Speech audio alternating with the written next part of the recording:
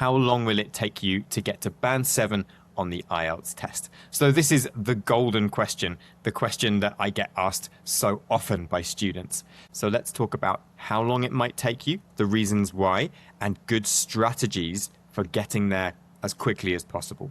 Hi, I'm Nick, and for all things IELTS, make sure you follow my channel. So first of all, why is band 7 so important? Well, it's because this is the band that universities and employers all around the world ask for. So how long will it take you to get there? Well, this really depends on a number of things.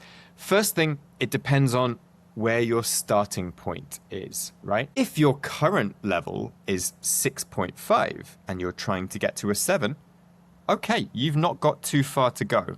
But if your current level is a 5, then obviously you've got a much longer way to go until you reach a 7. So it's key here to get a clear idea of your baseline, and your baseline meaning where you are now, your current grade.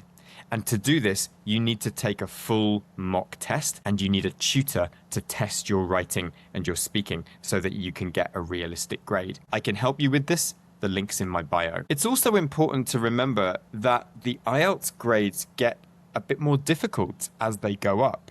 So the distance between a band 5 and a band 6 is not the same as a band 6 and a band 7.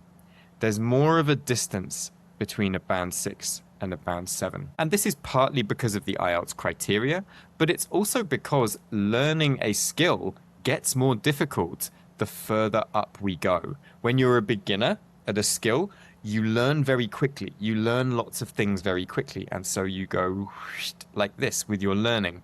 And then when you get to a kind of intermediate level, you tend to plateau out.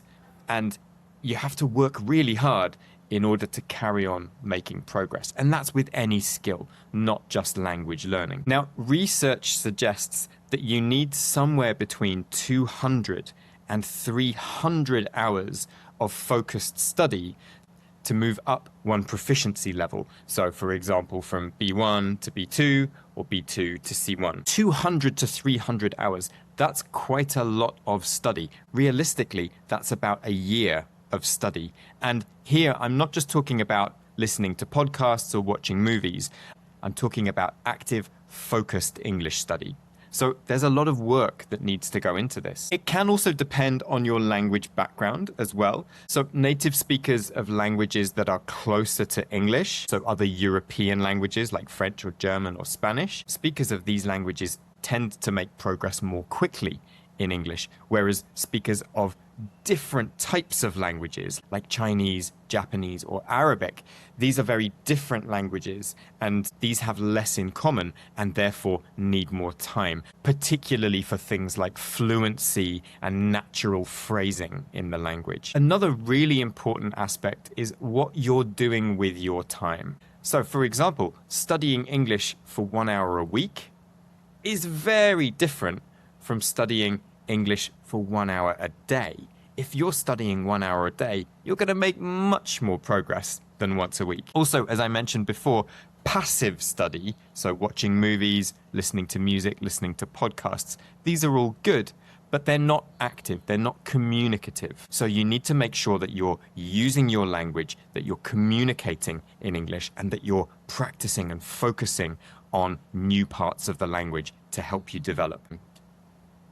Also, you need to be getting feedback on your language as well, what you're getting right and what you need to develop. So make sure that you're regularly working with a teacher to get this kind of feedback. So how long will it take you? Well, it depends mainly on two things. A, where you are right now with your learning, and secondly, how much work you can put in before your test date.